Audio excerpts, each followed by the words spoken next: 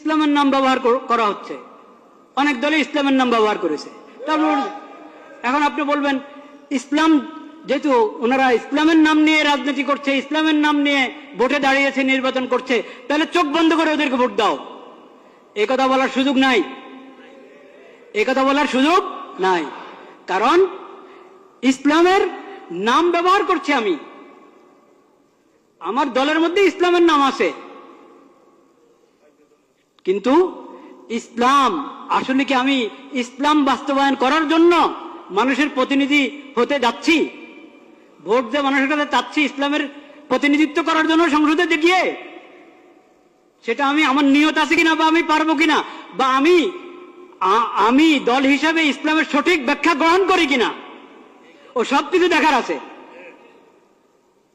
একটা ইসলামী দল তার ইশতেহার পড়ে দেখেন, সেকুলার দলের ইশতেহার যেমন হয় ওই দলের ইশতেহারও তেমন।